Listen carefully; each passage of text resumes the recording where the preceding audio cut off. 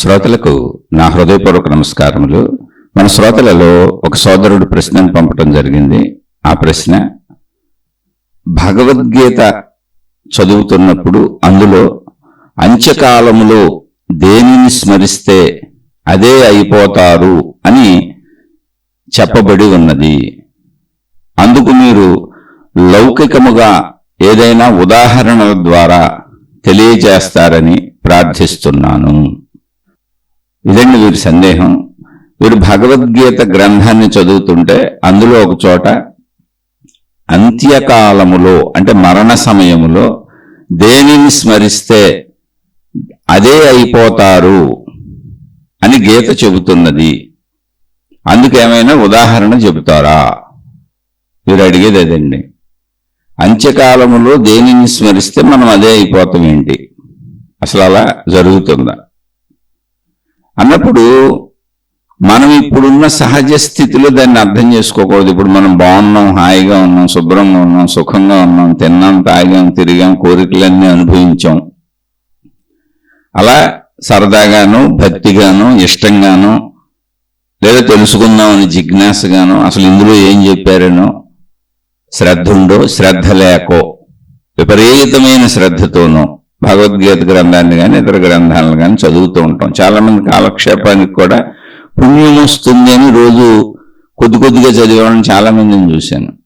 అలా చదవకుండా పుణ్యం వస్తుందని ఆ పుస్తకాల మీద, ఈ ఒక్క పుస్తకమే కాదు అన్ని మత గ్రంథాలు పువ్వులు పెట్టేవాళ్ళని చూశాను. కొంతమంది అసలు నీకు చదువు రాకపోయినా పర్వాలేదు అంటే కొంతమంది కొన్ని మతాలలో ఉన్న వాళ్ళు పరిచయస్తులు ఉన్నారు.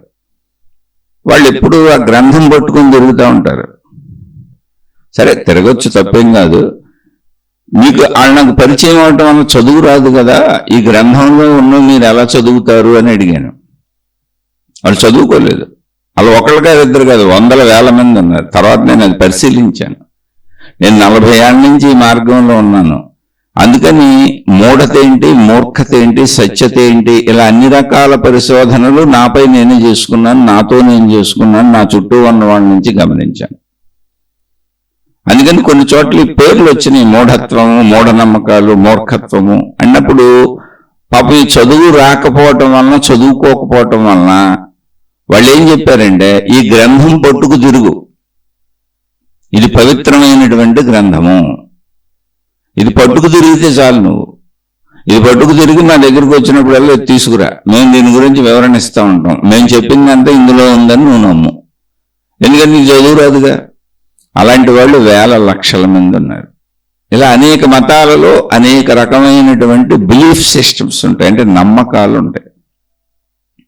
అసలు మతం అనేది నమ్మకం పునాది మీద నడుస్తూ ఉంటుంది. ఎందుకనంటే ఆ మత సంబంధమైనటువంటి ఏ దేవుడు మనకిప్పుడు ప్రత్యక్షంగా కనపడుతూ లేడు.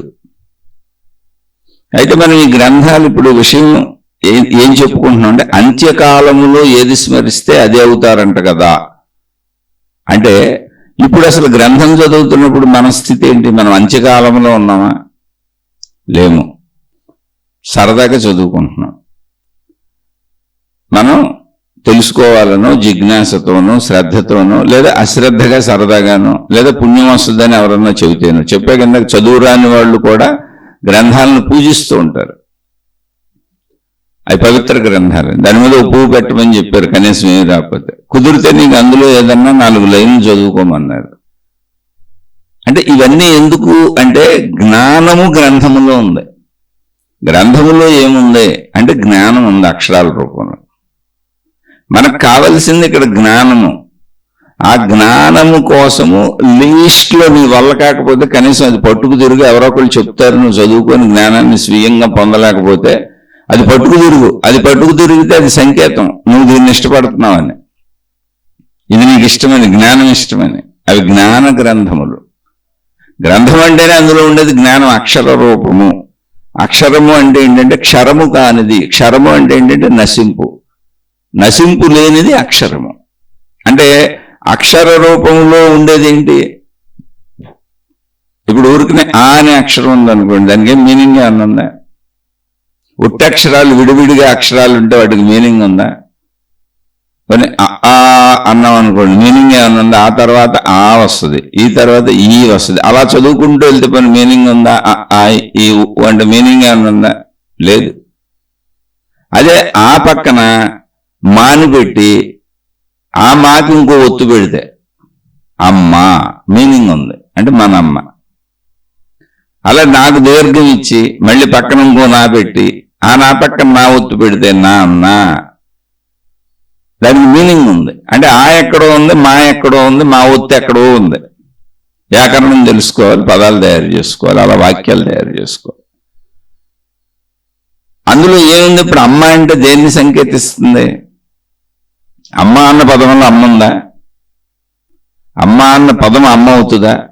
అమ్మ లేని వాళ్ళందరూ అమ్మ అన్న పదము మాట్లాడుతూ ఉంటే అమ్మ ద్వారా పొందేటువంటి లాభాలన్నీ కలుగుతాయా? అమ్మ ద్వారా పొందే ప్రేమ దొరుకుతుందా? లేదు.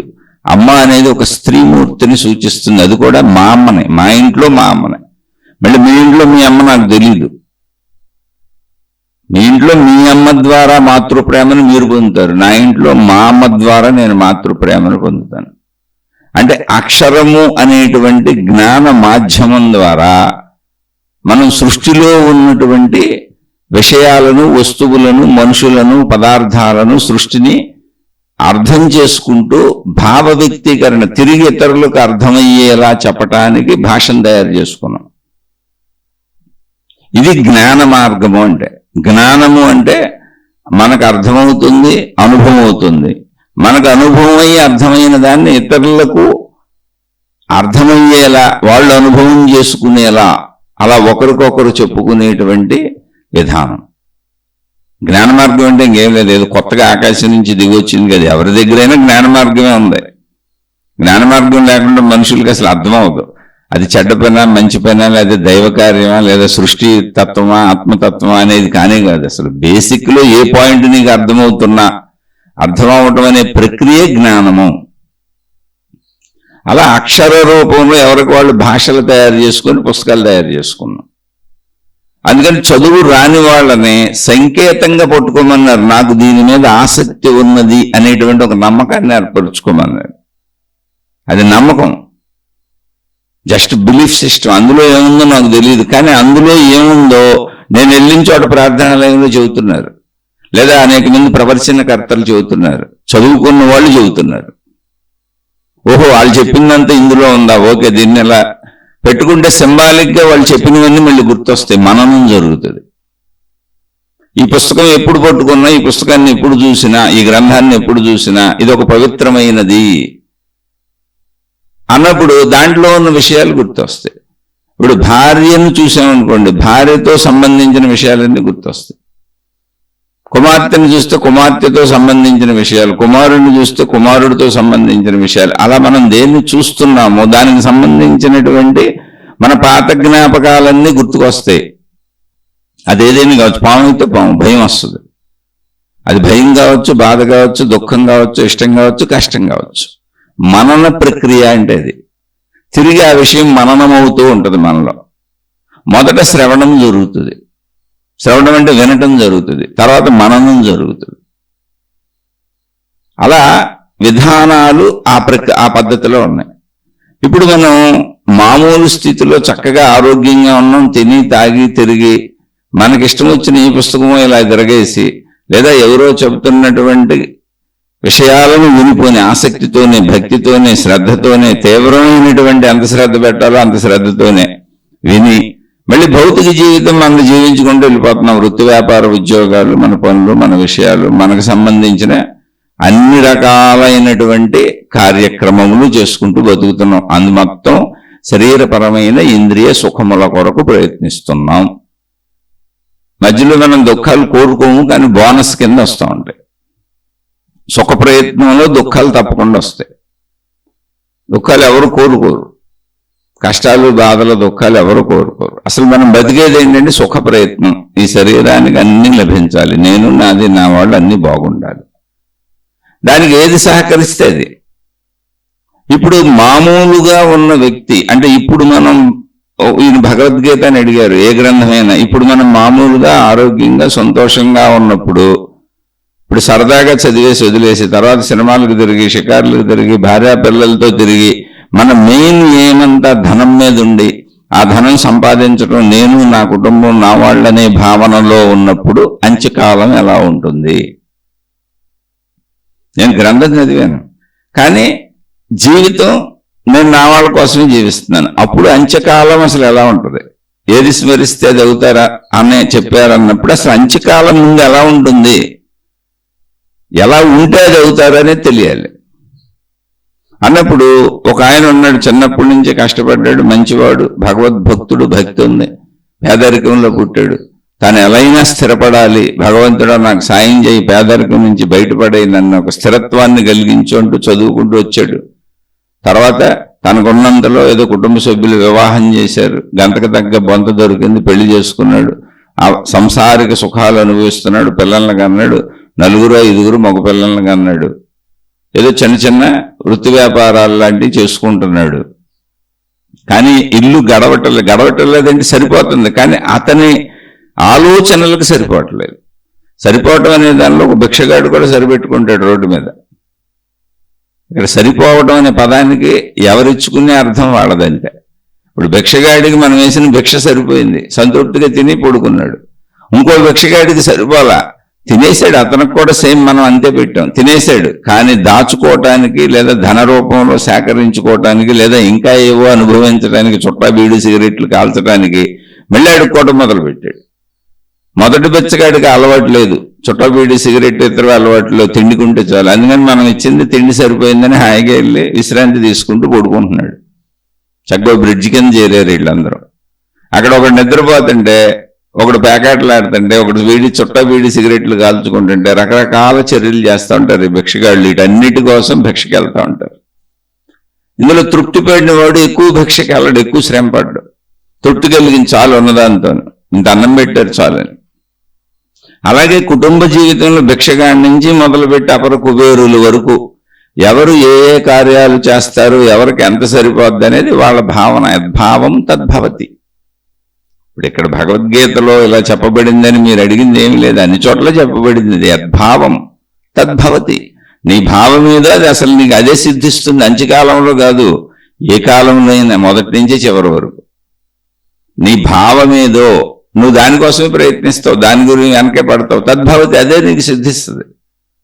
అయితే అదే సిద్ధిస్తుంది అంటే ఇప్పుడు నేను 1,00,00,000 కోట్లు కోరుకుంటున్నానండి, రోజు భావించుకుంటాను, నాకు 1,00,00,000 కోట్లు వస్తాయా అంటే, ప్రాపంచిక స్థితిగతులలో ఉన్నటువంటి నువ్వు సామాజిక ధర్మాలను సరిగ్గా పాటించుకుంటూ వెళితే జరిగేదేదో జరుగుతుంది, ఆ ఫలితాలు వస్తాయి.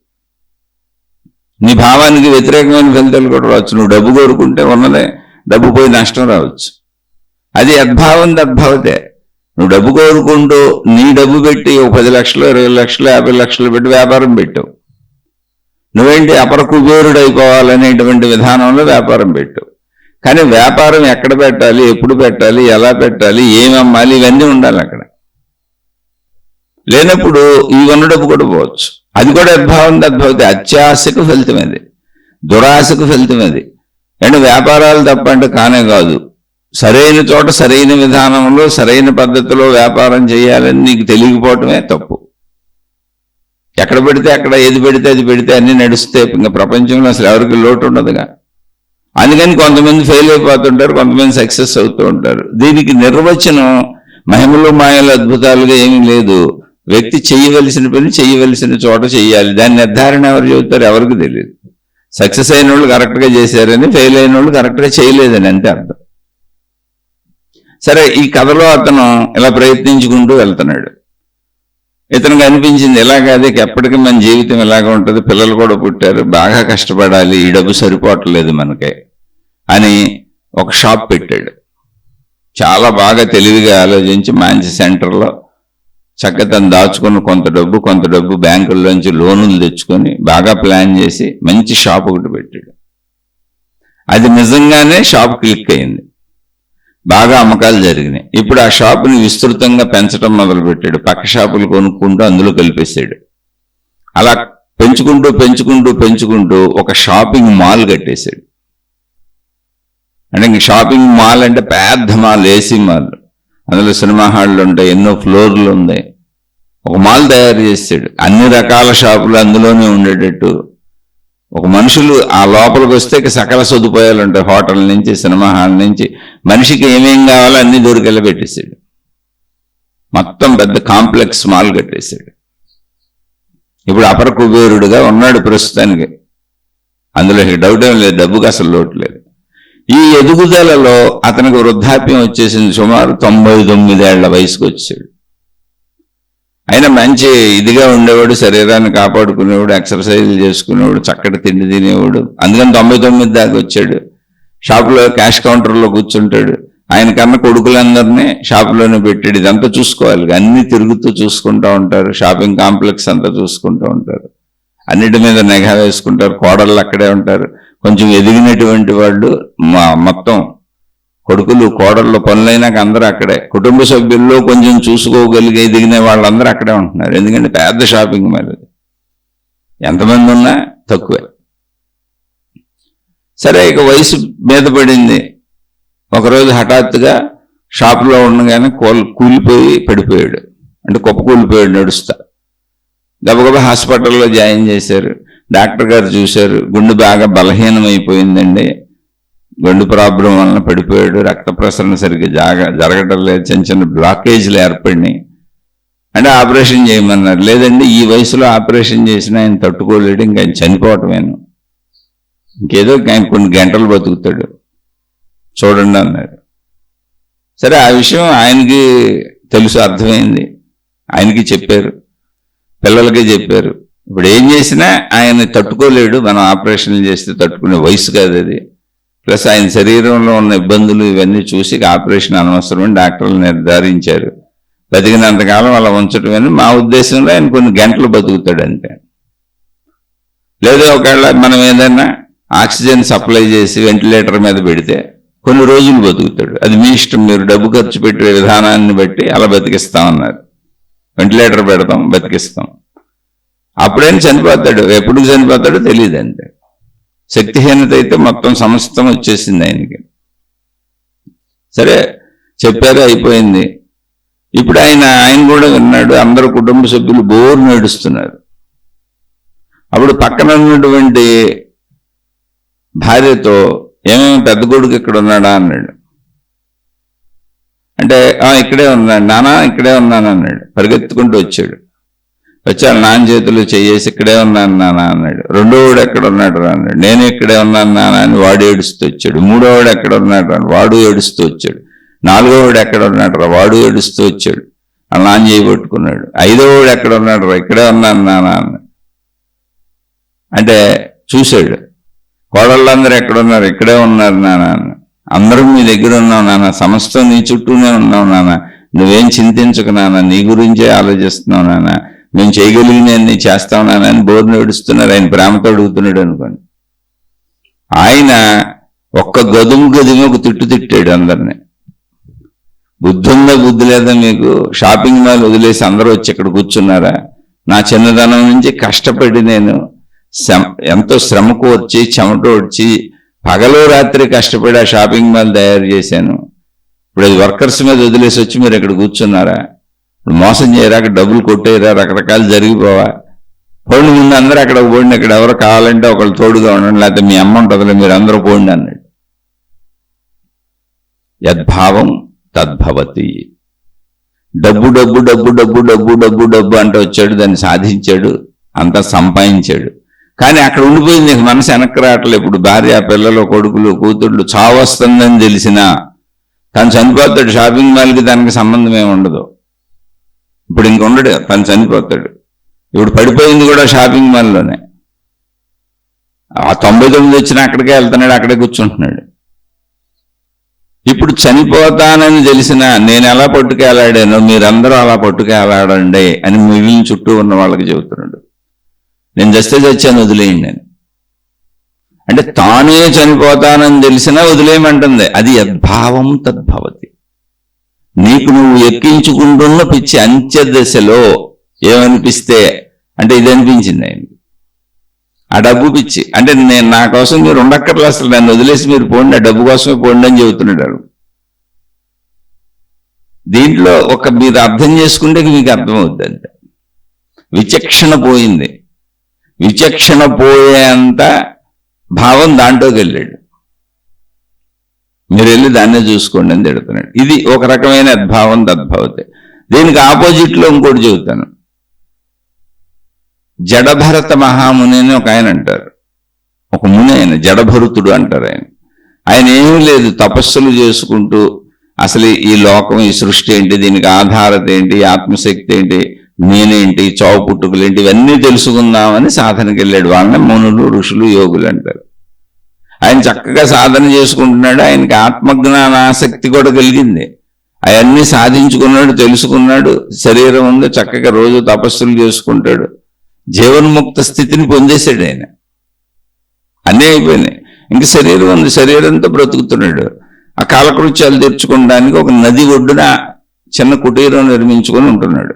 కాలకృత్యాలు తీర్చుకోవడానికి నది ఒడ్డుకి వెళ్తాడు. అక్కడ స్నానం చేసుకొని అన్ని తీర్చుకొని చక్కగా వస్తాడు ఆయన రోజు. మళ్ళీ తన స్థితిని ఏది ఉందో ఆ స్థితి చెదిరిపోకుండా ఆ స్థితిలోనే ఉండేలా సాధన చేసుకుంటూ ఉంటాడు.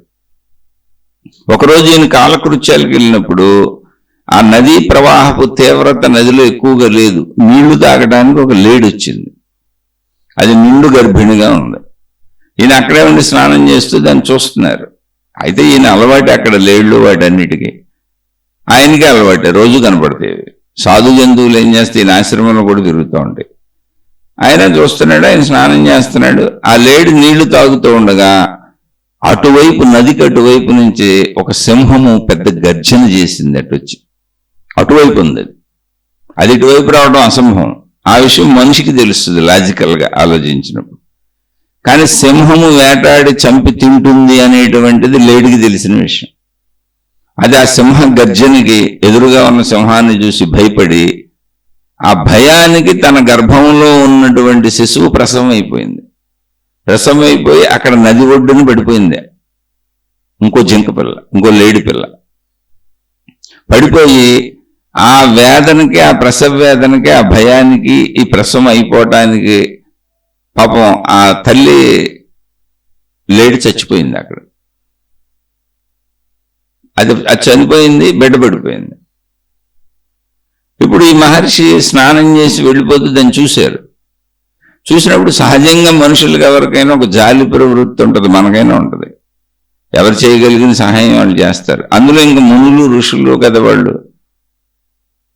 మొత్తం ఉన్నదంతా అనంత ఆత్మశక్తే, ప్రాణశక్తే, సమస్త జీవులలోన అనేటువంటి ఎరుకను పొందిన జీవన్ముక్తుడు. శరీరపరంగా శరీర భావంలో ఉన్నారు ఆయన. దానికి కావలసినవి చేసుకుంటున్నారు. తర్వాత తపస్సులో ఆత్మభావానికి, జీవన్ముక్త భావానికి వెళ్ళిపోతున్నారు. ఇప్పుడు ఈ పడిపోయి ఉన్నటువంటి పసిగుడ్డైనటువంటి ఆ లేడి పిల్లని వదిలిపెట్టి వెళ్తాం ఆయనకి మనసు ఒప్పలేదు. ఇప్పుడు అది చచ్చిపోద్ది అది కూడా. అందుకని ఆయన చక్కగా దాన్ని తీసుకొని అక్కడ నీటిలో శుభ్రం చేసి, ఈ చనిపోయినటువంటి లేడిని తీసుకెళ్లి దానికి చేయవలసిన అంత్యక్రియలు చేసి, దీన్ని తీసుకెళ్లి తన ఆశ్రమంలో పెట్టి దానికి కొంచెం ఏం ఆహారం పెట్టాలో అవి పెడుతూ దాన్ని పెంచడం ప్రారంభించారు. అయ్యో చనిపోతుంది కదా అని. ఇప్పుడు అసలు ఈయనకి జడభరుతుడు అనే పేరు ఎందుకు వచ్చింది, జడభరత మహాముని అని ఎందుకు అన్నారంటే, ఒరిజినల్గా ఈయన పేరు భరతుడు. ఆయన తపో సాధనల్లో జీవన్ముక్త స్థితిలో ఏ స్థితికి వెళ్ళాడంటే, జడము వలె, అంటే రాయి వలె నిశ్చలంగా ఉంటాడు. ఆయన భావాల కథపు అసలు. ఆయన దుఃఖ పెట్టడం, బాధ పెట్టడం, కష్టపెట్టడం, ఇష్టపెట్టడం, ఆయనకు మోహ పెట్టడం, ఇటువంటివి ఏవి ఆయన ముందు సాగట్లేదు. ఆయన ఎవరు ఏ రకమైన బాధ పెట్టలేకపోతున్నారు. ఆయన దేనికి మోహానికి గురికాడు. అంతటి శక్తివంతుడైపోయాడు. అంటే ఒక జడం, అంటే ఒక రాయి జరుగుతుంటే ఎలా ఉంటుంది, అలా జడము వలే తయారైపోయాడు. ప్రాపంచిక విషయాల పట్ల అలా ఉన్నాడు ఈయన అని జడభరుతుడు అని పిలిచేవారు అందరూ. అంటే అంత ఉన్నత స్థితికి వెళ్ళాడని తెలియాలని. సామాన్యమైన స్థితి కాదు అది. ప్రాపంచిక విషయాల పట్ల, తన శరీర భావాల పట్ల ఆయన జడము వలే ఉన్నాడు. ఉరికనే ఏదో కాలకృత్యాలు తీర్చుకొని శరీరం బ్రతికొంది కనుక, ఆయువు ఉంది కనుక శరీరాన్ని శుభ్రపరుచుకొని ఇక మళ్ళీ జీవన్ముక్త స్థితిలోకి వెళ్ళిపోతాడు. బాహ్య ప్రపంచపు స్పృహ పెట్టుకోడు, ఎటువంటి దానికి వెళ్ళడం. కానీ ఇప్పుడు పాపం ఈయన కళ్ళ ముందు జరిగిన దాన్ని చూసి స్పందించాడు ఆయన. ఆ లేడి పిల్లని తెచ్చుకొని పెంచడం మొదలుపెట్టాడు. ఇప్పుడు అది పెరుగుతూ రోజు ఈ నోట్లోనే పెరుగుతుంది, ఈయన చుట్టూనే తిరుగుతుంది. ఆయన తపస్సు చేసుకుంటున్నా ఆయన ఆనుకొని కూర్చుంటుంది, ఆయన దగ్గరే ఉంటుంది. ఆయనకు కూడా పాపం దానికి వేళకి ఆహారం పెట్టాలి, అది ఎటు వెళ్ళిందో ఏం జరుగుతుందో, మళ్ళీ పులులు సింహాలు వచ్చి దీని ఏమన్నా చేస్తాయేమో అని దానికోసం జాగ్రత్తలు తీసుకోవటం. రోజు పడుకునేటప్పుడు అది ఈయన పక్కనే వచ్చి పడుకుంటుంది, మళ్ళీ లేచినప్పుడు ఈయనతోనే ఉంటుంది. ఈయన సాధన చేసుకుని తపస్సు చేసుకొని ధ్యానం చేసుకుంటుంటే ఆయన ఈపు రుద్దుతూ ఆయన కాళ్ళు నాకుతూ ఆయన ఒళ్ళోనే పడుకున్నట్టుగా అంటుకొని పడుకుంటా ఉంటుంది. ఆయనకి ఇప్పుడు తపస్సు కంటే దాని స్పర్శ దానితో గడపటం అనేది ఆయనకి చక్కగా తయారైంది. అంటే చింతన నుంచి పెంచుకొచ్చారు, అదొక ముద్దుగా మురిపంగా తయారైంది ఆయన. అలాగే ఆయన స్థితిగతులు ఏం మారలేదు, కానీ ఇదంతా ముద్దుగా మురిపంగా ఉంది, ఇష్టంగా ఉంది. ఎప్పుడైనా అది కనపడకపోతే దానికోసం వెతుకుతున్నారు ఆయన, అది అటు ఇటు వెళ్తే వెతుకుతున్నారు, ఏమైపోయిందో అని ఎటుపోయిందో అని వెతుకుతున్నారు. అది వచ్చే వరకు ఆయనకి ఇప్పుడు మనసు కుదరట్లేదు, తపస్సు కుదరట్లేదు, తపోభంగం జరుగుతుంది. ఇప్పుడు మన పిల్లలు ఇంటికి టైంకి రాకపోతే, భర్త టైంకి ఇంటికి రాకపోతే, భార్య రాగానే ఇంట్లో కనపడకపోతే, ఎక్కడికి వెళ్ళారో ఆచూకీ తెలియకపోతే, మనం ఫోన్ చేసినా ఫోన్ ఎత్తకపోతే ఎంత ఆందోళనకు గురవుతామో అంత ఆందోళనగా ఆయన గురవుతాడు అది కనపడకపోతే. అలాంటి మనసు తయారైపోయింది. ఎందుకంటే ఇద్దరు అంత అవినాభావంగా ముడిపడిపోయారు, సంవత్సరాలు గడిచిపోయింది. అయితే ఆయనకి వృద్ధాప్యం పెరిగిపోయింది, ఇంకా శరీర శిథిల స్థితికి వచ్చింది, తెలుస్తుంది ఆయనకు కూడా. మరణ దశకి వచ్చారు ఆయన, ఒక స్థితిలో లేవలేని స్థితిలో ఇక మంచం మీద ఉండిపోయారు, మరణ దశకి వచ్చారు. అది కూడా అర్థమైంది ఆయనకి. అయితే ఆయన ఏకాంతంగా ఉంటున్నారు. పాపం ఈ లేడి పిల్ల ఆయన చుట్టూ తిరుగుతుంది, ఆయన దానికి ఏం చేయలేకపోతున్నారు. అప్పుడు ఆయన మనసులో ఇక చివరి క్షణాల్లో అంత్య దశలో చనిపోతూ ఆ లేడి పిల్లని చూస్తూ ఆయన కళ్ళమ్మడి నీళ్లు గారిని, నేను చనిపోతే ఈ లేడి పిల్ల పరిస్థితి ఏంటి అని. ఆ లేడి పిల్లకు కూడా ఏమర్థమైందో, దాని కళ్ళ వెంట నీళ్ళు వస్తున్నాయి, ఈయన నాకేం చేయలేకపోతున్నాడు, కదలలేకపోతున్నాడు. ఆయన అది పాపం ఆయన్ని తాకుతుంది, ఆయన పట్టుకుంటుంది, అలా మూతితో ఆయన్ని నాకుతుంది, ఆయన కదుపుతుంది, కానీ ఆయన చేయి కూడా కదపలేకపోతున్నారు, ప్రాణం పోయే స్థితిలో ఉన్నారు. ఆ విషయం లేడికి కూడా అర్థమైంది. అది ప్రాణం పోతుందని అర్థమైందో ఏదో, లేడికి కంటి వెంట నీళ్లు వచ్చినాయి, ఆయనకి కంటి వెంట నీళ్లు వచ్చినాయి. వీరిద్దరికీ ఉన్న అవినాభావ సంబంధాన్ని చూస్తూ ఇప్పుడు ఇది ఏమైపోద్దో నేను లేకపోతే అనే భావనతో ఆయన చనిపోయారు. అక్కడ కథలో ఏం చెప్పారంటే మళ్ళీ ఆయన లేడి పిల్లగా పుట్టారు, లేడిగా పుట్టారు. ఎందుకని లేడి మీద మమకారంతో ఉండి మళ్ళీ మనం ఆ లేడి దగ్గరికి వెళ్ళాలంటే ఎలా కుదురుతుంది అన్నప్పుడు సృష్టి ఏర్పరిచిన విధానం యద్భావం తద్భవతి. ఆయన లేడి పిల్లగా పుట్టడమే కాదు, మనందరి పుట్టుకలు ఇప్పుడు అలాగే జరిగినాయి. మనం ఏ ఇంట్లో పుట్టామో, ఎక్కడ పుట్టామో, ఎవరి దగ్గర పుట్టామో, ఏ కుటుంబంలో పుట్టామో, ఏ తల్లిదండ్రులకు పుట్టామో, మనకి ఏ భార్య వచ్చిందో, ఏ పిల్లలు వచ్చారో, వీటన్నింటికీ కూడా ఇవన్నీ యాదృచ్ఛికంగా జరుగుతున్నటువంటి సంఘటనలు కాదు, వీటికి ఆధారాలు ఉన్నవి. ఇదంతా యద్భావం తద్భవతి సూత్రం రుణానుబంధు రూపేణ పశుపత్ని సుతాలయాం అని చెప్పారు. రుణము అనే అనుబంధము మన మధ్య ఉన్నది. ఆయన మళ్ళీ లేడిగానే ఎందుకు పుట్టారంటే, లేడిగా పుడితే లేడీల దగ్గర ఉండడం కుదురుతుంది, ఈ లేడి పిల్ల ఎక్కడుందో దొరుకుతుంది, లేదా అదే లేడి పిల్లకు పుట్టారో మనకు తెలియదు. ఇప్పుడు ఆ లేడి మీద ఉన్న మమకారంతో మళ్ళీ ఆయన లేడి దగ్గరికి వెళ్ళాలి. ఇప్పుడు అంటే ఒకవేళ అదే లేడి పిల్ల గర్భం దాల్చే అవకాశం ఉంటే అదే లేడి పిల్లకి వెళ్ళి పుట్టారేమో, ఆ లేడి శరీరం తీసుకుని దాంతోనే అది తల్లిగా ఈయన బిడ్డగా మళ్ళీ గడిపారేమో. స్టోరీ అక్కడికి అయిపోయింది. కానీ ఎలా జరుగుతుంది ఇది అని మళ్ళీ మన స్టోరీలకి తెచ్చుకుంటే, అసలు జంతువులైనా ఎక్కడైనా ఒక కర్మ సిద్ధాంతపు స్టోరీ ఉంది అక్కడ. అది అంతర్లీనతలో మీకు నిరూపణగా కుదరకపోవచ్చు, కానీ విషయగ్రహణంలో తార్కికంగా, తర్కపరంగా, జ్ఞానపరంగా, లాజికల్గా ఆలోచించినప్పుడు అది సత్యమని తెలుస్తుంది. ఇక్కడ జ్ఞానపరంగానే తెలుసుకోగలం. అంచెములో ఏ భావన ఉందో, ఇప్పుడు మనం మన ఇంట్లో చనిపోతున్నప్పుడు ఇంట్లో పెద్దవాళ్ళు ఎవరైనా చూడండి చనిపోతే తమకు పుట్టిన పిల్లలకు పెద్దవాళ్ళ పేర్లు పెట్టుకుంటారు. ఎందుకనంటే వాళ్లే పుట్టారు, మా తాత పుట్టాడు, మా నాన్న పుట్టాడు, మా అమ్మ పుట్టింది, మా అమ్మమ్మ పుట్టింది అనే భావన. ఆ పోలికలు కూడా కనపడతాయి మీకు గమనిస్తే. అయితే ఇటువంటివన్నీ నమ్మమని నేను చెప్పట్లేదు, దానివల్ల ఏం ఉపయోగం లేదు, నమ్మినా ఉపయోగం లేదు, నమ్మకపోయినా ఉపయోగం లేదు. ఎందుకంటే నువ్వు ఎలా పుట్టినా ఇప్పుడు జీవించాల్సింది కరెక్ట్. ఇందులో అంత్యదశలో యద్భావం తద్భవతి అనేది ఏంటంటే అసలు అంత్య దశలో నువ్వు దేన్ని స్మరిస్తావు అనేది పాయింట్ ఇక్కడ. దేన్ని స్మరిస్తే అది అవుతామా అంటే చాలా సినిమాల్లో కూడా చూపిస్తూ ఉంటారు. చచ్చిపోతుంటే నారాయణ అనిపిద్దామని నారాయణను నారాయణ అని అంటే వాడికి వినపడి చావదు, చెవుడు నారాయణ అనలేడు. పోన్లే చచ్చిపోబోతున్నాడు నారాయణ అనిపిస్తే ఆ మోక్షలోకాలకు పోతాడు, లేదా నారాయణులో కలిసిపోతాడు. సేమ్ ఇదే అంత్య దశలో ఏదనుకుంటే ఏది స్మరిస్తే ఆ భావనకి వెళ్తారు అని ఎలా అయినా నారాయణ అనిపిద్దాం అని ప్రయత్నిస్తూ నారని తీసుకొచ్చి చూపిస్తారు. నారంటే పీచులాగా ఉంటుంది, నారని తీసుకొచ్చి చూపించి నారాయణను నారాయణను నారాయణను చెబుతూ ఉంటారు. చావు బతుకుల్లో ఉంటాడు ఈ సినిమాల్లో సన్నివేశం. అంటే వాడికి చెవుడు వినపడదు. ఈ నారని చూపిస్తే నారాయణను నారాయణను అని వీళ్ళు చెబుతుంటే నారని చూపించి అలాన్న గుర్తొస్తుందేమో నారాయణ అనిపిద్దామని అంటే వాడు దాన్ని పీచు పీచు పీచు అంటూ ఉంటాడు, లేదా నారా నారా అంటాడు కానీ నారాయణ అనడు. ఎందుకని? మొదటి నుంచి నారాయణ భావం లేదు. అంత్యదశలో ఏది స్మరణకు వస్తుంది? జడభరతుడు కథలో ఏమైంది? అంత్యదశలో తాను మొదటి నుంచి లేడితో గడిపారు కాబట్టి అమ్మో ఇదేమైపోద్దు అనేటువంటి భావనతో లేడి స్మరణ ఉంది. అలాగే ఆ షాపింగ్ మాల్ కట్టినోడికి ఆ షాపింగ్ మాల్ స్మరణ ఉంది. అలాగే నారాయణ అనమంటే నారాయణ స్మరణ ఎందుకు రావటం లేదు అంటే అసలు అనలేదు మొదటి నుంచి. నారాయణుడితో సంబంధ బాంధవ్యం పెట్టుకోలేదు, మనసును దాంతో నింపలేదు. అందుకని వీడికి తెలిసి అది నారా అది పీచు. మామూలుగా చెప్పాడు పీచు నారా అని. నేను గుర్తుపడుతున్నానో లేదో అని అడుగుతున్నారేమో అనుకున్నాడు.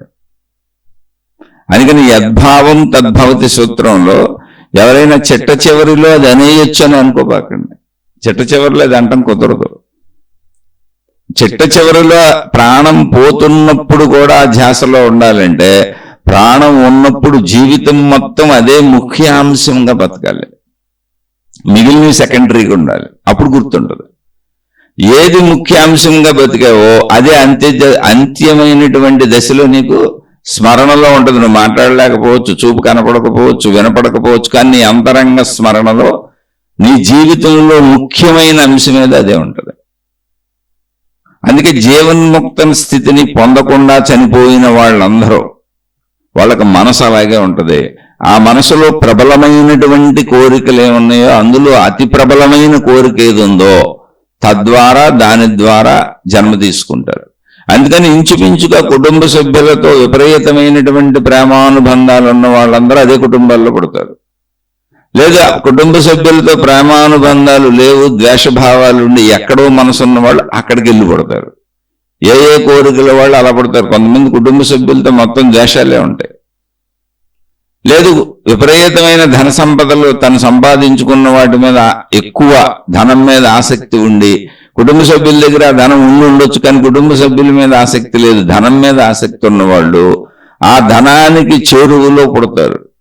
దీనికి అనేక ఉదాహరణలు చెబుతారు. ఆ ధనం చుట్టూ తిరిగేటువంటి జంతువులు, కాళజేరులు, పావులు. మీరు చూడండి, నిధి నిక్షేపాలకు పావులు కాపలాలుగా ఉన్నట్టు సినిమాల్లో చూపిస్తారు.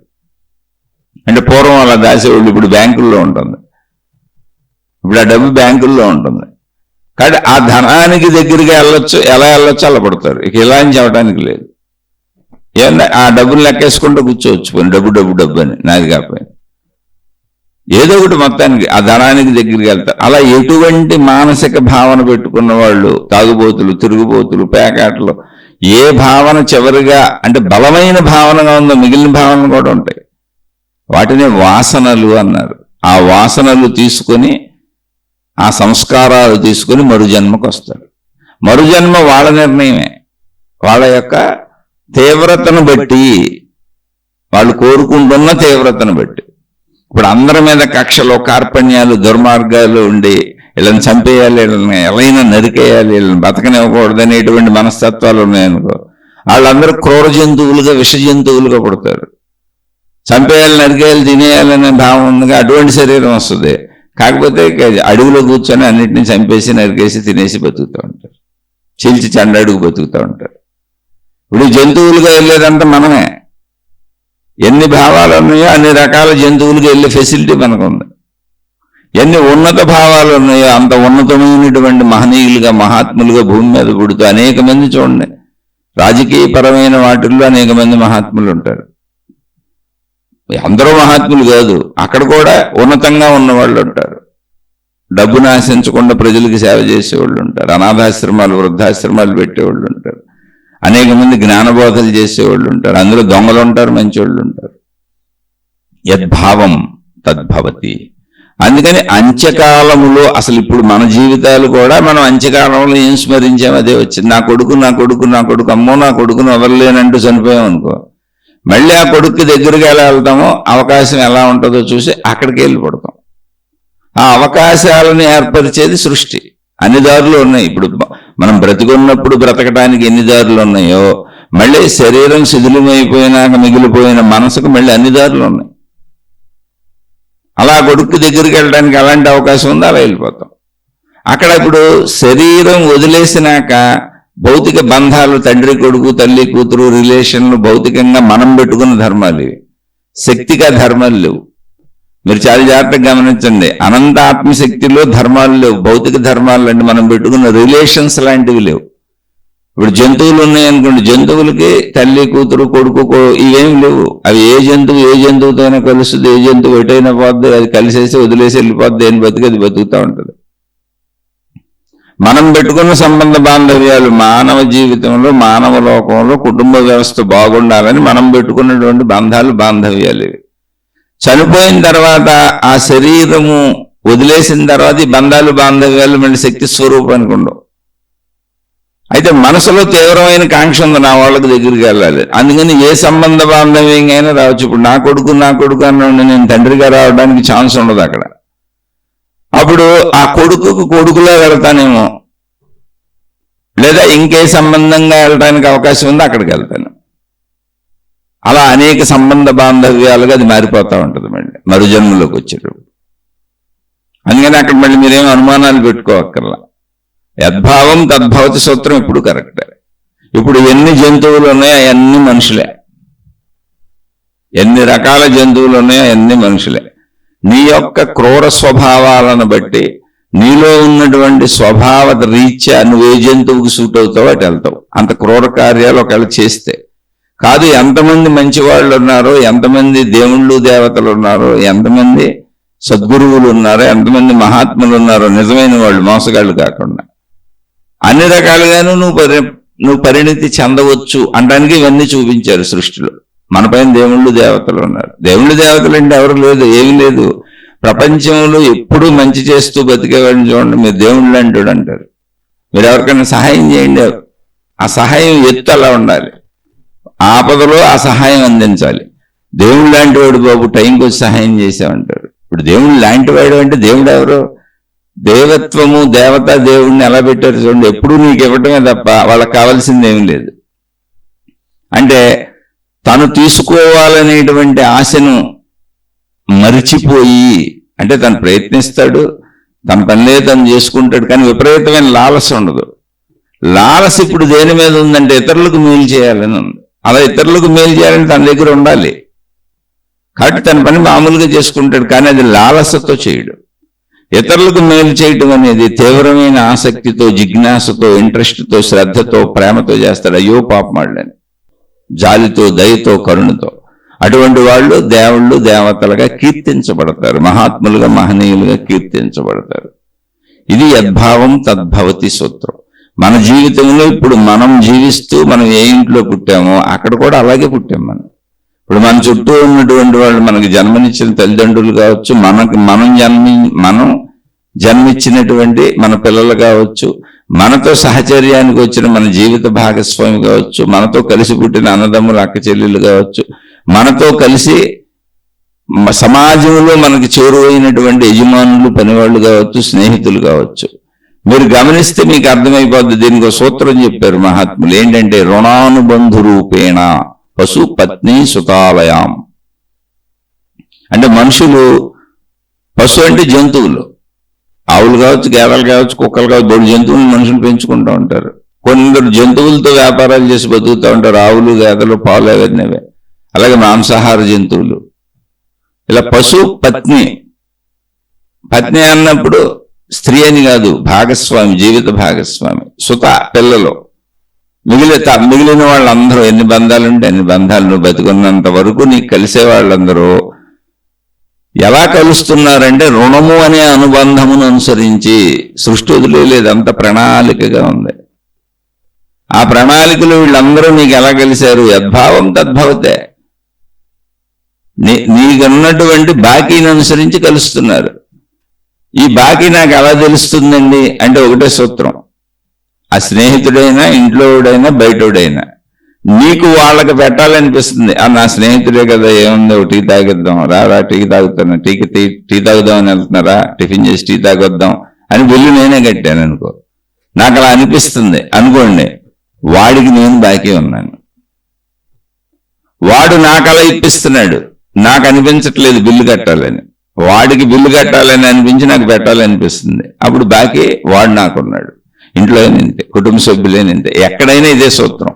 నీకు వాళ్ళకి చేయాలనిపిస్తుంటే వాళ్ళకి బాకీ నువ్వు ఉన్నావు, వాళ్ళు నీకు చేస్తుంటే వాళ్ళు నీకు బాకీ ఉన్నారు. ఈ బాకీలు తీరిపోయినాక అసలు చాలా మంది విడిపోతారు. ఇప్పుడు తండ్రి కొడుకులు, తల్లి కూతుళ్ళు, కుటుంబ సంబంధ బాంధవ్యాల్లో బ్రతికి కూడా ఉండొచ్చు వాళ్ళందరూ, కానీ బాకీలు తీరుగానే విడిపోతారు, ఎవరి దారిని వెళ్ళిపోతారు. ఇప్పుడు పిల్లలు పెళ్లిళ్ళు చేసుకెళ్ళిపోతారు, బాకీ తీరిపోయింది అనుకోండి, ఆ తల్లిదండ్రులను చూడరు, వెళ్ళిపోతారు. కానీ ఇప్పుడు ప్రస్తుతంలో మనం చూడాలి అని చెప్పుకుంటాం, అది సత్యమే. వృద్ధాప్యంలో తల్లిదండ్రులను ఎవరు వదలకూడదు. కానీ వదిలేసేవి ఎందుకు జరుగుతున్నాయి అంటే బాకీలు తీరిపోయిన వ్యవస్థ అయి ఉండొచ్చు. అలాగే కొంతమంది తల్లిదండ్రులు పిల్లల్ని వదిలేస్తారు, చింతనం నుంచి వదిలేస్తారు, అసలు చూడరు, సరిగ్గా చూడరు. కొంతమంది ప్రాణ సమానంగా చూస్తే, కొంతమంది నౌకర్ను చూసినట్టు, పని వాళ్ళని చూసినట్టు పిల్లల్ని చూస్తూ ఉంటారు, పని వాళ్ళకంటే హీనంగా చూస్తారు. అదేంటి బాకీలు అంతే, అంతకుమించి ఏం లేదు. అందుకని ఎవరో నన్ను బాధ పెడుతున్నారని బాధపడబాకండి, బాకీ తీరిపోతుంది. మన బాధ పెట్టే వాళ్ళందరూ బాకీ తీర్చుకుంటున్నారు, మన చేత బాధింపబడే వాళ్ళందరూ కూడా బాకీలు తీర్చుకుంటున్నారని బాధను వ్యక్తీకరించకండి. ఎందుకంటే మీరు ఎవరిని బాధ పెట్టకండి. ఒకవేళ నువ్వు ఇప్పుడు కొత్త తయారు చేసుకుంటున్నావేమో బాకీ, పాత బాకీ మాట దేవుడు ఎరుగు. మనం అప్లై చేసుకోవడానికి అనువుగా, జీవించడానికి అనువుగా, హాయిగా ఉండేది ఏంటంటే మన ఇబ్బంది పెట్టేవాళ్ళు, మన బాధ పెట్టేవాళ్ళు, మన దోచుకునేవాళ్ళు, మన ఉపయోగించుకునేవాళ్ళు అందరూ కూడా పూర్వపు బాకీలు తీర్చుకెళ్ళిపోతున్నారు. మహాత్ములందరూ కూడా శరీర కర్మలను కూడా అలాగే భావిస్తారు.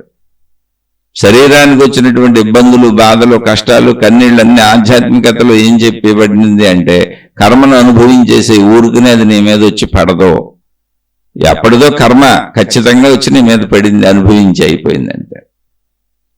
దాన్ని తప్పించుకోవడం కూడా కుదరదు, అనుభవించనన్నా తప్పించుకోవడం కుదరదు, నువ్వు మార్చుకుందామన్నా కుదరదు. కానీ ఇప్పుడు నీ చేతిలో విఘ్నత ఉంది, జ్ఞానం ఉంది, నువ్వు ఇతరులకు చెడు కర్మలు చేయకుండా ఉండవచ్చు. మళ్ళీ ఇదే సూత్రం పెట్టుకొని ఏమండి వాళ్ళకి హాని చేయాలనిపిస్తుంది కనుక, వాళ్ళకి దోచుకోవాలనిపిస్తుంది కనుక, వాళ్ళది ఎత్తుకుపోవాలనిపిస్తుంది కనుక వాళ్ళు నాకు బాకీ ఉండుంటారు అనుకుంటే, ఒకవేళ నువ్వు ఇప్పుడు బాకీ పెంచుకుంటున్నావేమో అది నిర్ధారణ లేదుగా. అలాంటి దుష్కర్మలు చేయకు. ఆధ్యాత్మికతలు ఎప్పుడు మంచిగానే బతకాలి. ఇది యద్భావం తద్భవతి సూత్రం. అసలు ఇప్పుడు మనం జీవిస్తున్నది కూడా అదేనండి. యద్భావం తద్భవతికి ఎంతో దూరం కూడా ఎందుకండి. మనకు నచ్చిన కూరలు వండుకుంటాం, మనకు నచ్చిన బట్టలు కట్టుకుంటాం, మనకు నచ్చిన చెప్పులు కొనుక్కుంటాం. మన జీవిత భాగస్వామి కోసం ఊళ్ళు తిరిగి, సంబంధాలన్నీ తిరిగి, వీళ్ళు నచ్చారని, వీళ్ళు నచ్చలేదని, మనకు తగ్గ గంటకు తగ్గ బొంత నచ్చే వరకు తిరిగి తెచ్చుకుంటాం. అది యద్భావం తద్భవతి కాదు, మన భావమే కదా. అసలు ప్రతిరోజు మన జీవితం, మనం మెలకువ నుంచి రాత్రి పడుకునే వరకు యద్భావం తద్భవతి అంటే మనకు నచ్చినట్టుగా జీవించడం కోసం మనం పడే పాటలే కదా సుఖ దుఃఖాలు. అసలు రోజే అలా గడుస్తుంది కదా. ప్రతిరోజు మనం గడిపే జీవితం, మనం మాట్లాడే మాటలు, మన చేష్టలు, మన ప్రవర్తన ఏంటి? నాకు నచ్చినట్టుగా నేను జీవిస్తాను, అదేగా భావం. నాకు నచ్చినట్టుగా జీవిస్తాననేది కుదిరినప్పుడు, నా ఇష్టాలు సాగినప్పుడు నాకు ఆనందం, కుదరినప్పుడు దుఃఖం. అంతేగా. మళ్ళీ సుఖ దుఃఖాలకు కారణం నా భావాలే. అలాగే చిట్ట చివరి భావాలు అన్నప్పుడు మరణ సమయానికి నాకున్న భావాలు, ఎందుకంటే ఇంకా మరుసటి రోజు లేదుగా మరణం తర్వాత, అవి నెక్స్ట్ శరీరం అలా వస్తుంది అంతే.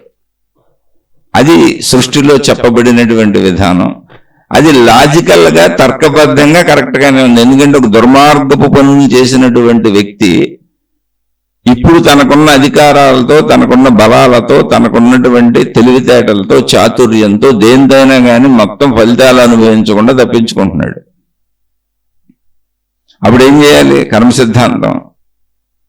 మరుజన్మలో పుట్టుకతోనే అతన్ని జంతువు చేయాలో, సృష్టికి ఒక లాక ఉంది, ఒక నిర్ణయం ఉంది, కర్మ సిద్ధాంతపు థియరీ ఉంది. ఒక జంతువు చేయాలో, ఒక పనివాడిని చేయాలో, ఒక బానిసను చేయాలో, ఎక్కడ పుట్టించాలో, ఒక పురుగు చేయాలో, కీటకం చేయాలో, అది సృష్టి నిర్ణయం. తప్పించుకోవటం ఏంటో కుదరదు. చాలా సింపుల్ గా బాగా అర్థం అవ్వాలంటే, ఇప్పుడు మనం పిల్లలందరినీ ప్రేమించే తల్లిదండ్రులు ఎవరున్నారో, పిల్లలందరినీ విపరీతంగా ప్రేమించి వాళ్ళకి ఆస్తులు కూడబెట్టించి వాళ్ళకి అన్ని సౌకర్యాలు చేయాలనేటువంటి విపరీతమైన ప్రేమ భావనలో ఉన్న తల్లిదండ్రులు ఎవరున్నారో, వీళ్ళందరూ గతంలో ఎక్కడెక్కడో ఎవరెవరి దగ్గరో విపరీతంగా లాగేసుకుని, దోచేసుకుని, తినేసి వాళ్ళని మోసం చేస్తే, ఇప్పుడు సృష్టి ఏం చేసింది? వాళ్ళందరినీ తెచ్చి నీ సొంత కొడుకులుగా, నీ సొంత కూతురులుగా పుట్టించింది అనుకోండి. అప్పుడు ఎత్తుకొని తినిపిస్తాంగా. ఇలాగే ఆలోచించమని నేను చెప్పట్లా విషయం. ఇది ఎలా ఉంటుంది. అందుకే కొంతమంది పిల్లలకు పెట్టాలనిపిస్తుంది, కొంతమందికి పిల్లల్ని తిట్టాలనిపిస్తుంది, కొంతమందికి పిల్లల్ని కొట్టాలనిపిస్తుంది. కొంతమంది తల్లిదండ్రులే పిల్లలతో శత్రువులుగా ఉంటారు. పిల్లలు స్వేచ్ఛరంగానే పారిపోతారు ఇళ్ళు వదిలిపెట్టి. బాబో ఇళ్లతో మనకు వద్దని చాలా మంది పెళ్లిళ్ళు చేసుకొని దూరంగా వెళ్ళిపోయి తల్లిదండ్రుల జోలికి రారు. ఎందుకంటే రుణం లేదు. అంటే కార్యకారణ సంబంధాన్ని మహాత్ములు అలా నిర్వచించారు. కానీ ప్రస్తుతంలో అయితే ఖచ్చితంగా అందరం ధర్మంగా బతకాలి, మంచిగా బతకాలి. మనకు అధర్మం జరుగుతుంది అంటే అది మన కర్మ ఫలితం. ఆధ్యాత్మికత చెప్పింది అది. మనకు అధర్మం జరుగుతుంది, ఓకే వదిలే. రుణాలు ఉన్నాయి, అప్పులు ఉన్నాయి, అధర్మం చేసే తూపోతున్నారు. ఇప్పుడు కొత్తగా నువ్వు అధర్మాలు చేయకు. నీకెవరో బాకీ ఉన్నట్టు నీకు తెలియదు కదా. నువ్వేం చిట్టా రాసుకు తెచ్చుకొని పుస్తకం పెట్టుకొని మరుజన్మది ఇప్పుడు తెచ్చుకోలేదు కదా. జస్ట్ అవగాహనకి, కర్మ సిద్ధాంతపు అవగాహనకి, లోక తీరులో జరుగుతున్న విషయాలను గమనించి చెప్పారంతే. అది ఊహాత్మకమైన విషయం, వాస్తవ నిరూపణంగా కుదరదు. కానీ తార్కికంగా, లాజికల్గా, జ్ఞానపరంగా ఆమోదింపదగిన విషయం. ఎందుకు ఆమోదింపదగిన విషయం అంటే, చివరి తలంపు ఎప్పుడు కూడా మన జీవితంలో అతి ముఖ్యంగా మనం దేన్ని పట్టుకెళ్ళాడేమో అదే వస్తుంది. చివరి తలంపు అదే వస్తుంది. అందుకని మొత్తం జీవితంలో మనం బలంగా పట్టుకున్న విషయాలు ఏంటో చూసుకోవాలి. బలంగా మంచిని పట్టుకుంటే మళ్ళీ ఒకవేళ మరుజన్మ ఉంటే మంచిగా పుడతాం, మంచోళ్ళగా పుడతాం, మంచిని ఆచరిస్తాం, మంచి పనులు చేస్తాం, ఆ మంచితో ముందుకు సాగుతూ మోక్షాన్ని పొందుతాం. ఇంకా అది ఎవరిష్టం అవ్వదు. చెడు అయితే దీనికి ఆపోజిట్ అలా అవుతారు. కానీ మంచి వాళ్ళుగా నటిస్తూ లోపల అంతరంగంలో చెడు ఉందనుకోండి, అంత్య దశలో ప్రాణం పోతున్నప్పుడు ఏ భావన గుర్తొస్తుంది మీరే గుర్తు చేసుకోండి. శక్తి లేనప్పుడు ఏం గుర్తొస్తుంది? ఇప్పుడు తెలివితేటలు ఉన్నాయి కనుక, సమర్థత ఉంది కనుక, బలం ఉంది కనుక, లోపల దాచుకొని నిజాన్ని దాచేసి బయటికి అబద్ధాన్ని సత్యంగా చూపిస్తున్నాం, నటిస్తున్నాం. అంత్య దశలో చనిపోయేటప్పుడు ఎలా నటిస్తావు? ఎవరి దగ్గర నటిస్తావు? నీ స్మరణేగా. నీ లోపల ఏముందో అదే నీ స్మరణ. నువ్వు బయటికి చూపించేది నిజం కాదు. ఇప్పుడు కూడా మనం బయటికి మంచి వాళ్ళలా మాట్లాడుతూ, ప్రవర్తిస్తూ, కనపడుతూ, లోపల అంతరంగంలో చెడుని పెంచుకుంటూ బయట వాళ్ళని మోసం చేస్తున్నాం అనుకోండి, మంచి వాళ్ళగా నటించి. ఇప్పుడు కూడా మన స్మరణ ఏంటి? లోపల చెడే. బయటికి నటించామని కూడా మనకు తెలుసు. అదే చివరి దశలోకి వస్తుంది. ఖచ్చితం, నిజం. అది ఆలోచించండి. అర్థం కాకపోతే ఇంకా చెప్పుకుందాం. మీకు జడభరత మహాముని చెప్పాను, అలాగే షాపింగ్ మాల్ అయింది చెప్పాను, అలాగే ఇప్పుడున్న జంతువులన్నీ మనుషులే. నువ్వు చేసిన ప్రక్రియలను బట్టి ఆయా జంతువు కింద వెళ్ళి అక్కడ పుట్టి అది అనుభవించి. అందుకే మీరు గమనిస్తే జంతువులలో, జంతులోకంలో నిర్ధారించిందే ఉంటుంది. జంతువుకు పాపం చేయటం, పుణ్యం చేయటం కుదరదు. నిర్ధారించిన ఫ్రేమ్లో బ్రతికి చచ్చిపోతుంది. పాపపుణ్యాలు మనుషులకే కుదురుతాయి. అంటే ఏంటి? తీవ్రమైనటువంటి దుర్మార్గపు క్రియలు చేసే మనుషులందరూ ఆయా జంతువుల యొక్క రూపములు ధరించి, ఆ జంతువు ఎలా బ్రతుకుతుందో అలా బ్రతికి ఆ కర్మ అనుభవించి చచ్చిపోతూ ఉంటారు. అంతే. మళ్ళీ మనుషులుగా వచ్చేస్తారు. వచ్చేసినాక మళ్ళీ పుణ్యపాప కర్మలు చేసుకుంటూ ఉంటారు. మళ్ళీ జంతువుగా వెళ్తావా, మళ్ళీ ఉత్తముడుగా వెళ్తావా అనేది మళ్ళీ నీ పుణ్యపాప కర్మలు. ఎప్పటికీ ఇంతే. ఇంక ఇది సూత్రం. ఆ జంతువులు కావచ్చు, వృక్షాలు కావచ్చు, ఏదైనా కావచ్చు, జడ పదార్థములు కావచ్చు. నువ్వు చేసిన దాన్ని బట్టి అది అవుతావు అంతే. అదయ్యి ఆ కాలాన్ని అనుభవిస్తావు. ఇంకా అక్కడ కొత్తగా నీకేం లేదు, అదే శిక్ష. ఇప్పుడు నీకు శిక్ష ఏంటి అంటే నువ్వు ఒక పాముగా పుట్టావు, ఇక పాకటం, వాటిని తినటం, ఆ నేలలో భూమిలో గోతులు తవ్వుకొని బతకటం. నిన్ను ఎవరెప్పుడు చంపుతారో తెలియదు. అలా నువ్వు ఎవరినన్నా కాటేస్తే వాళ్ళు చచ్చిపోతూ ఉంటారు. అందుకని నువ్వు చంపే జంతువు కాబట్టి నీకు అందరూ కర్రలు పట్టుకు తిరుగుతూ ఉంటారు, కొట్టుకొట్టి చంపేస్తారు. అప్పటికి నువ్వు చేసిన పాప పరిహారం అయిపోయింది ఆ జన్మతో. అది అయ్యే వరకు పాముగా ఉంటావు, లేదా అది అయ్యే వరకు కుక్కగా ఉంటావు, అది అయ్యే వరకు నక్కగా ఉంటావు, అది అయ్యే వరకు అది ఏదైతే అది. అందుకని విచక్షణ జంతువులకు ఉండదు. వాటి లైఫ్ ఒక ఫ్రేమ్లో ఫిక్స్ చేయబడి ఉంటుంది. ఆ ఫ్రేమ్ ప్రకారం బతికి చచ్చిపోతావు. లేదు, మనుషుల్లోనే అనేక అసమానతలు, కళ్ళు లేనోళ్ళు, కాళ్ళు లేనోళ్ళు, చెవులు లేనోళ్ళు, అనేక అసమానతలు, అనారోగ్యాలు, ధనం లేనోళ్ళు, ధనం బాగా ఉన్నోళ్ళు, అనేక అసమానతలు. ఇవన్నీ ఏంటంటే మొత్తం జీవితాన్ని క్రోడీకరించి వస్తుంది. ఇది మన లెక్క కాదు, కర్మ సిద్ధాంతపు లెక్క, సృష్టి లెక్క. అది కూడా మహాత్ములు ఎందుకు చెప్పారంటే ఇక్కడ ఉన్న జీవన పరిస్థితుల్ని, సృష్టిని చూసి, జరుగుతున్న దాన్ని చూసి గమనించి చెప్పిన విషయాలు. ఇవన్నీ యథాతథంగా నిజాలా సత్యాలా అంటే నిరూపించడం కుదరదు. నమ్మకం ఉంటే నమ్ము, మంచిగా బతుకు. నమ్మకం లేదు, నా ఇష్టం వచ్చినట్టు బతుకుతానంటే బతుకు, ఏ ఫలితం వస్తే అది అంతే. కానీ అద్భావం తద్భవతి సూత్రమే ఇది. చివరి దశలో ఏ తలంపు ఉంటుంది అంటే, చివరి దశలో అసలు శక్తిహీనతలో మనిషి తన అంతరంగములో తను అధికముగా భావించిన తలంపు స్మరణగా ఉంటుంది, బయటికి చెప్పడానికి కూడా కుదరదు. ఎందుకని చెప్పడానికి మాట పడిపోద్ది, చెవులు పనిచేయవు, శక్తిహీనత వస్తుంది. మరణ దశలో మొత్తం శరీరం అంతా వ్యాపించబడినటువంటి శక్తి అంతా ఏకీకృతమైపోతూ ఉంటుంది. శరీరం శిథిలత్వాన్ని పొందేసింది, శరీర స్పృహ నశించిపోతూ ఉంటుంది. మిణుకుమంటూ వెలుగుతున్న దీపపు జ్యోతి వలె, ఆరిపోవడానికి ముందు మిణుకుమంటున్నటువంటి దీపపు జ్యోతి వలె శరీర శిథిలత్వానికి ముందు స్పృహ, స్మృతి మిణుకుమంటే, ఆ మిణుకుమంటున్నప్పుడు అత్యధికమైనటువంటి భావనలో నువ్వు దేన్ని భావించుకుంటూ జీవితం గడిపావో అది నీకు మరుజన్మకి మెయిన్ స్ఫురణ అవుద్ది. మిగిలినవన్నీ కూడా వస్తాయి నీతో. అవే వాసనలు అని చెప్పారు. ఇది నిరూపించటం కుదరదు, కానీ జరుగుతుంది, ఎలా జరుగుతుంది అని చెప్పారు. మహాత్ములు చెప్పిన దాన్ని తీసుకొని ఎందుకు తీసుకోవాలంటే మంచిగా బతకడానికి ఇది అవసరం అంతే. నా ఇష్టం వచ్చినట్టు బతుకుతానంటే జంతులోకం అయిపోతుందండి. అలా కాదు, అలా బతికే వాళ్ళు కూడా చాలా మంది ఉన్నారు. బతుకు, దాని ఫలితాలు మళ్ళీ నువ్వు పొందుతావు. యద్భావం తద్భవతి. చూడండి, అర్థమైతే ఓకే, అర్థం కాకపోతే మళ్ళీ ఏం అర్థం కాలేదో మళ్ళీ మీకు ఏం కావాలో స్పష్టంగా అడిగే ప్రయత్నం చేయండి. మళ్ళీ స్పష్టంగా విశ్లేషించుకునే ప్రయత్నం చేద్దాం. ఇది నచ్చని వాళ్ళు, అయ్యా నేను సామాన్యుణ్ణి, అమ్మ నేను సామాన్యుణ్ణి, నేను అసలు ఏ జ్ఞానము పొందలేదు, నేనే గురువుని కాదు, నేనేం మహాత్ముడిని కాదు, నేనేం మహర్షిని కాదు, అసలు నాకు ఏ గొప్పతనం లేదు, అతి సామాన్యుణ్ణి, నన్ను నేను కేవలం మంచిలో ఉంచుకుందాం అన్న ఉద్దేశంతో అనేక విషయాలు తెలుసుకుంటూ, అలా తెలుసుకుంటున్న విషయాలను ఈ శీర్షికలుగా పంచుకుంటున్నా. అది కూడా కొంతమంది వింటున్నారు, చెప్పమని అడుగుతున్నారు. కనుక ఇందులో ఎవరైనా సరే మంచి ఉంటే తీసుకోండి, చెడు ఉంటే వదిలేయండి. నచ్చని వాళ్ళు అసలు వినకండి. నేను సామాన్యుణ్ణి, నన్ను క్షమించి వదిలివేసి మీకు నచ్చిన మార్గాలలో మీ మార్గాల్లో మీరు హాయిగా సాగిపోండి. శుభమస్తు. మీకు మీ కుటుంబ సభ్యులకు మేలు చేకూరుగాక. మరలా మరొక కొత్త శీర్షికతో కలుసుకుందాం.